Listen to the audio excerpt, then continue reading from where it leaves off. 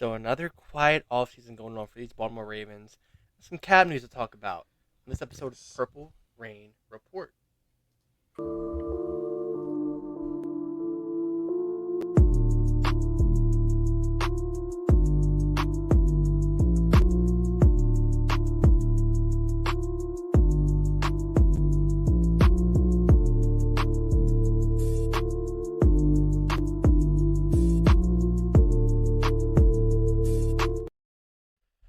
Yes, welcome back to another Purple Rain Report. With the news being very, very slow, really no point to go live, honestly. Not much to talk Slow. about, just more bad news than good news. But thank you all for coming through this episode of the Purple Rain Report. Follow us on Instagram at the Purple Rain Podcast. About this guy right here on Instagram or on X at Sundef.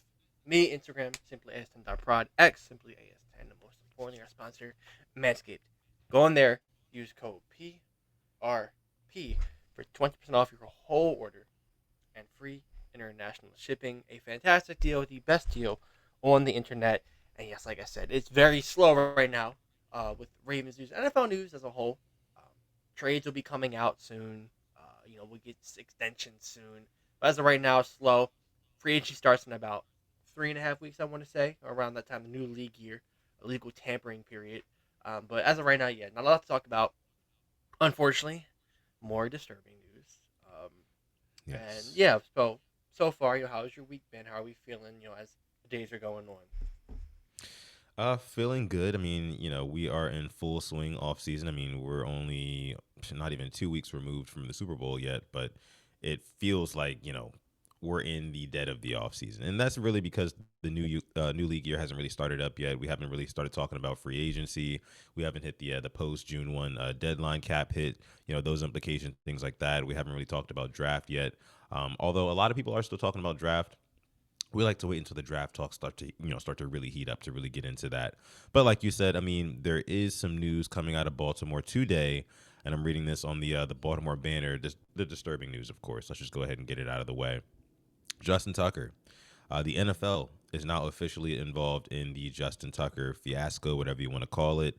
The allegations are growing a lot stronger these days. I think in the past couple of days, there's been even more allegations levied against one Ravens kicker, Justin Tucker. So let me just go ahead and read here the article from the Baltimore Banner, just kind of the update on what's going on here. So it says, and I quote, NFL investigators were in Baltimore this week interviewing massage therapists who have accused Ravens kicker Justin Tucker of inappropriate harassment.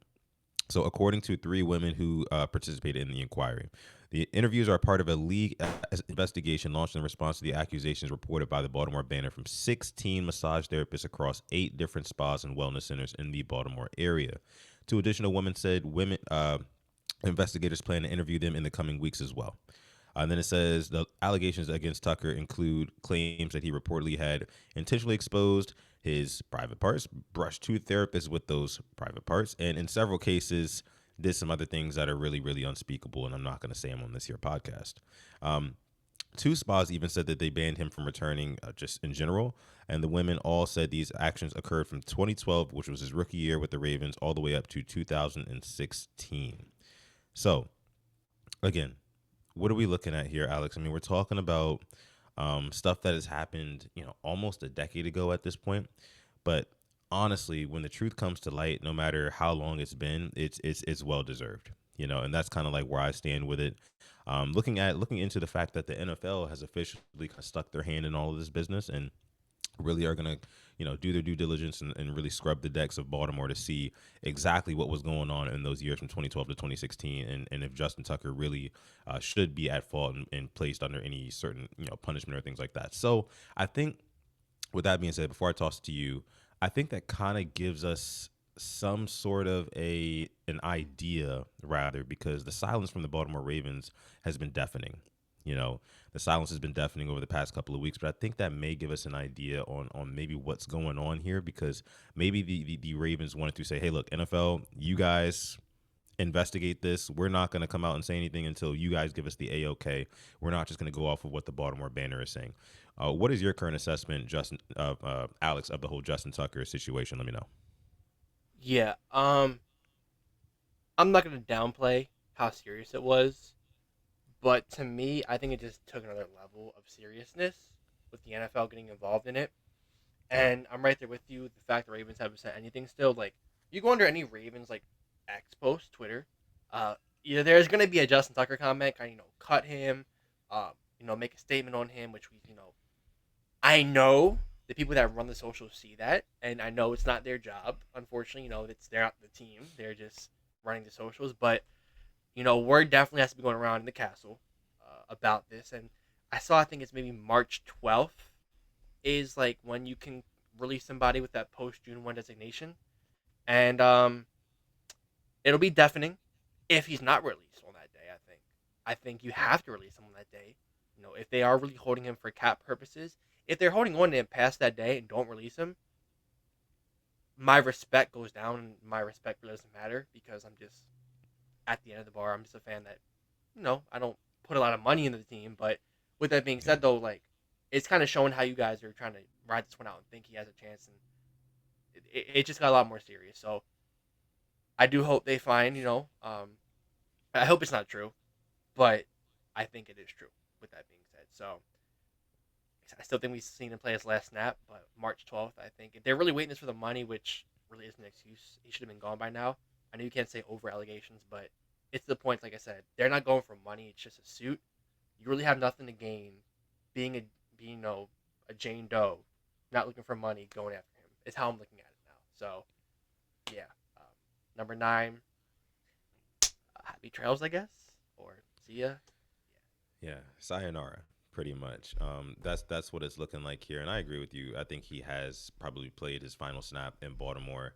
Um, and it's really unfortunate because again we've talked about this on the show. This is a guy who we've cheered for the greater part of almost 2 decades. Like it's been a while that we've been cheering for this guy, and I really do think that you know I've always said it: where there's smoke, there's fire. I know I've said that on previous episodes, but when the optics start to look this bad, like you have to do something because at the end of the day, if you do kind of let him back into the fold and just really wrap your arms around him and say, hey, look, like no harm, no foul, then I think that that kind of does a disservice to us fans because you don't allow us to move on from the whole situation, right? Because no one's going to move on until we truly know what the truth is. We get to the bottom of it, and yeah, I mean, or until there's a ruling made.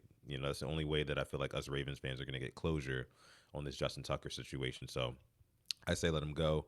All right, but let's go ahead and switch gears here to something a little bit more, Ravens related because we don't even want to associate one with the other. Really, I know No, we don't. But yeah, here's the thing: cap space has gone up in the league, Alex. They just announced it this past week, and it's long story short, it's looking like the Ravens are going to have about $4 to $5 million more in cap space than they were projected to before.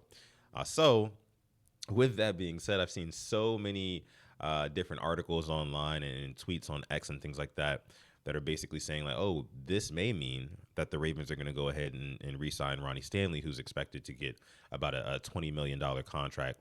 And so it's just, I think.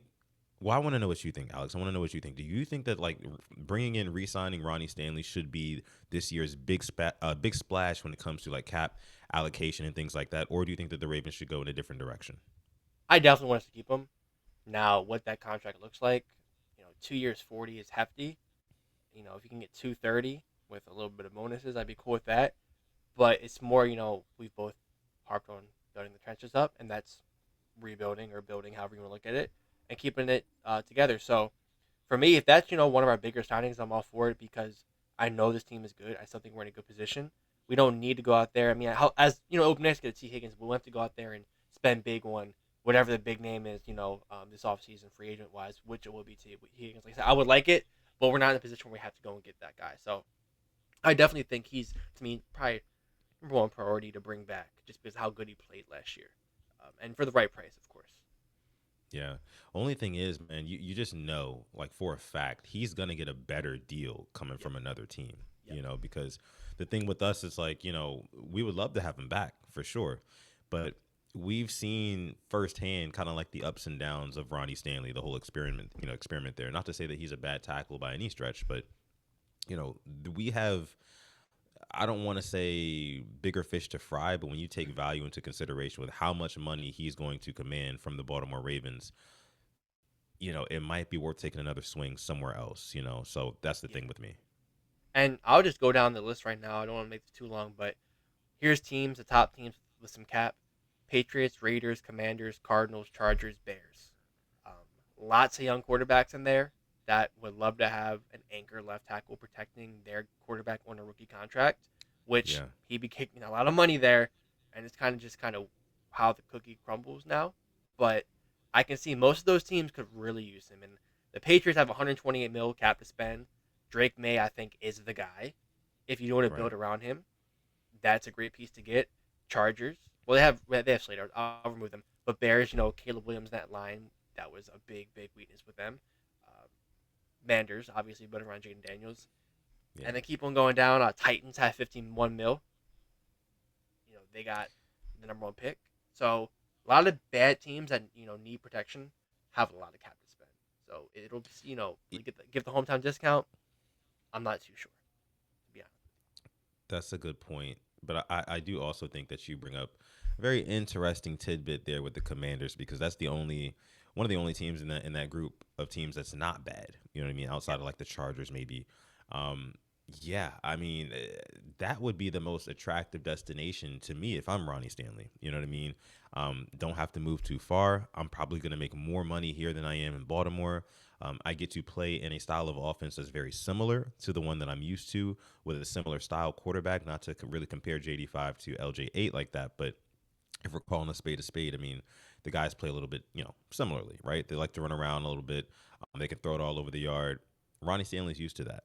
So I think that with all those things considered, that would be a very attractive destination for Ronnie Stanley. Now, hopefully, again, like you said, hopefully we do re-sign him because just having that peace of mind, that reassurance, that left tackle is pretty much shored up. You know what I mean? And then all we really have to worry about is that left guard spot because Makari, of course, I don't think he's coming back. He's going to be back. And then, of course, we have right guard to kind of worry about as well. Even though we don't know if Harbaugh and company is thinking if it's Daniel Falele's spot to lose or what. So we're gonna have to continue to monitor this off season to see where that goes. But yeah, I mean, net positive though. Ravens getting more cap space. Of course, with all these teams, I think it's really good for the league. I think this is another reason why the NFL continues to get better and better. If you look at like viewership and things like that, like of course there's that little dip towards like the last quarter of the regular season where people are kind of getting fatigued and they're just ready for the playoffs to get going. But this is going to make it so more guys are going to be able to get paid, more teams are going to be able to stack the deck a little bit, and even some of these better teams who are a little bit strapped for cash, they're going to still be able to make moves like the Ravens. You know what I mean? Like the Philadelphia Eagles, who are actually really good on cap as well. So it's just it's overall good for the league. But what are your thoughts on the overall cap space expanding and that number getting larger and larger year to year? It shows you how the game is growing. Now, one thing I don't like about the game growing, I don't like all the overseas games. I think they're forcing a lot of them, and I feel like it's Mm, oversaturation. I'll be honest with you. It's cool to have a couple of them, but when you're taking home games away from certain teams, like I look at the Steelers, they're a home team in Ireland. I mean, I know their fans travel well, but damn near every Steeler home game gets sold out. So you're taking one of those games from them is it sucks, but it is growing. More money, so get to spend more. Players are getting paid more, which is good for them. But unfortunately, that you look at like a bench player in the NBA is making about the same amount of money as Saquon Barkley this year, or Shayshawn yeah. Barkley, as some people want to say. But it's just crazy to think like that. And they won't get to NBA level, contract wise, but it is good to see the players get paid because they are putting their bodies, out there and taking an absolute beating for our entertainment. Yeah, and it really does make me think that the not the Ravens, but the NFL being called the National Football League, this is why they want to expand to other nations. So eventually you can have teams across, I don't know, Africa or South America or Europe, things like that. You can have them over there and have it specifically tied to that nationality, right? And it can still be called the National Football League, but maybe the shield is not in all red, white, and blue. And maybe it's in another different country's colors. You know what I'm saying? Yeah. That I think that is kind of like if there was like a realistically like a 50-year plan, I would say, for the NFL. I think that that might be the direction that they're trying to go. Because that's what's ultimately going to make them more global and more of a powerhouse. And at that point, you really can't stop them. I think that they're really jealous right now of soccer, which is also called football in other nations. And of course, we know soccer is a much more international sport than American football just by nature, right? So I think that that's where their eyes are set now for like a 50-year plan. Now, you, as a natural football fan, aka soccer, what do you think about that? They're, I don't think they're gonna reach it. I just don't think they can. They can be the number two sport, which I think they are, but I just don't think there's not enough interest overseas. Like there's one game in London that week. There's all the fans there of all these different teams. Like to get a certain amount of supporters from these areas, support one team, and I don't think they could do it. I'll be honest with you. It's really hard to get them into it, but it's good to grow the game. Don't get me wrong. Maybe for flag football and the Olympic purposes, it's good. Maybe that's what they're thinking about to maybe see. Okay, well if this can grow, it can kind of snowball effect. What is something else we can grow into? But yeah, I just feel like they have like 8 or 9 games. It feels like international, like every week. Middle of the season, like we're gonna be seeing. Gonna wake up early, gotta stay Yeah. up late. To watch these games. It's just kind of like move it around. You know, as a soccer fan, the best teams don't come to the USA every single year for preseason. Some do, but not every team. So Right. it's sometimes when you get less is more. They'll be more excited if it comes to their country. But for it being said, though, a lot of the stadiums are nice. Only one I'm still really not on board with is Brazil. Not to get too like crazy, I just the fact you couldn't wear green because of the Hmm. gangs there. And you're gonna send the Eagles and what the Packers? Yeah, I can't It's believe that. like what? Safety is number one Yeah. priority. Yeah.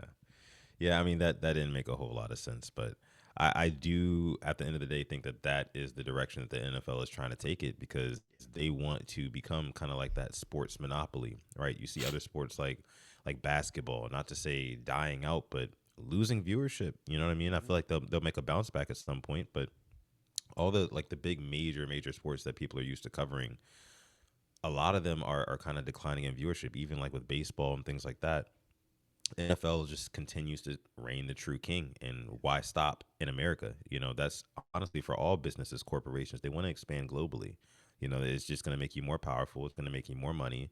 And yeah, I think that that's what the big wigs up at the NFL are trying to accomplish. But And as for baseball, yeah, the Dodgers, I don't know if you've seen what they've done. They've just been buying, getting everybody because there's really like no cap.